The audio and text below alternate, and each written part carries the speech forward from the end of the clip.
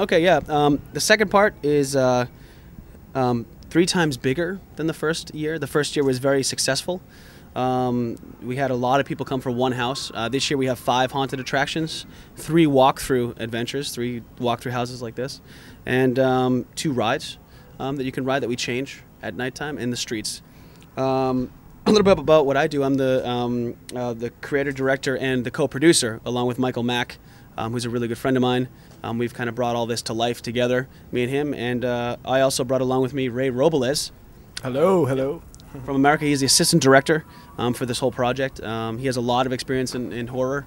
And the idea is that we take a very Hollywood approach towards horror for horror fans, and we bring some specialists out of America for makeup, for a lot of other things, and we design these sets, create something that I think is very unique for Europe and for real horror fans. It is very, very scary here at nighttime.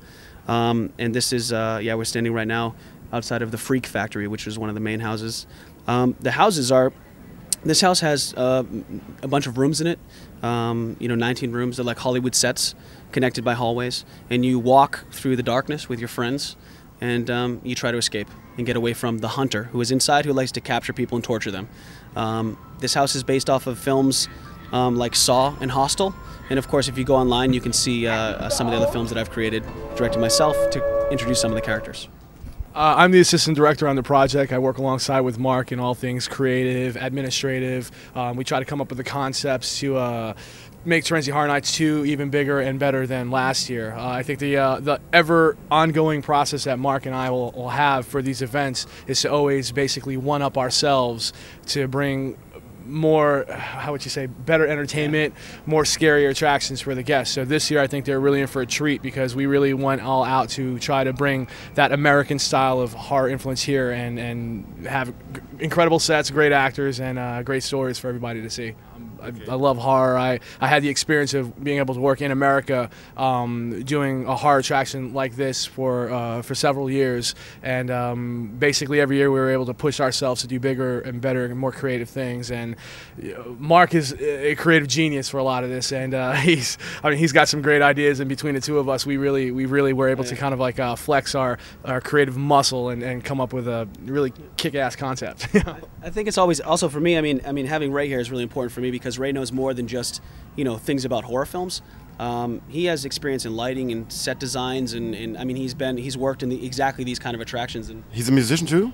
Yeah, he's a bass player. He plays for a lot of like famous people in America as well too. So we share the musician side of things as well too.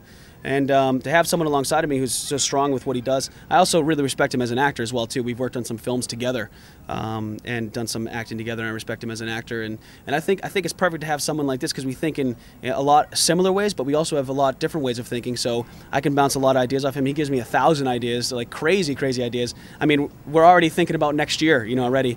But with attractions like this, you have to have a strong creative team, a force behind it, because we do everything ourselves creatively to come up with the storylines and these strange, stories and ideas. It's very important that we have a strong creative team because every year we want to make this attraction different. That's what makes this different than anything else.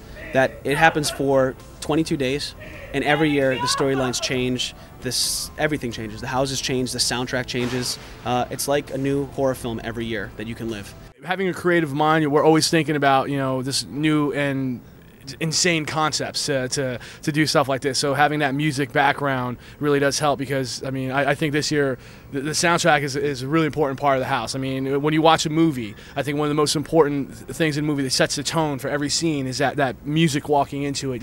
When the music starts getting scary, like, oh, you get that anticipation of what's going to happen next. So music is very important. It kind of helps us create this kind of stuff. And, there's 3 things that are really important to horror in my opinion. One is the horror, the masks, the sets, the scares, being scared in the dark. The second thing is the music. That is something that's always been so important to horror films over the years. I mean, I can't tell you how much that's really important to the genre of horror, is the right kind of music. And then I think the third thing is like kind of the sexy side of things, whether it's the horror girls or this year we have the scream queens. I think that's also something that's very important for the entertainment as well. So I think those are the 3 main things, and if you can get those right, then you got great horror. Actually, for me, The first person I went to, this is kind of, crazy. I had this crazy ideas in my head. I was writing down, drawing things on napkins, and the first person I found to work on this project with me was Benny Richter. And I've worked with Benny for many years, and I know he's ridiculously talented. And I think he's very, very rare. I think it's tough to find someone like him anywhere in the world who's able to bring this incredible, soundtrack to life, mixing themes from metal and stuff from classical music and singing and I mean, I've never heard a soundtrack like that. And it's funny because it's the only time I've ever seen that people are rushing out after coming to the house. After being in the streets and hearing a soundtrack, they rush out and want the soundtrack. That's not usual for soundtracks. And but the first person I went to was Benny because I knew how important music was to me. It was one of the most important pieces, and especially for my films. Me and Benny sat down. I talked about this idea with him. He said, "Oh, I think it's great. Let me come up with some ideas." He came up with the soundtrack first, and then I kind of came up with the movies and things after I heard some of the soundtrack pieces. I actually based a lot of the visual things off of what Benny wrote in musically, and I think he adds a level to this thing that's unlike anywhere else in the world.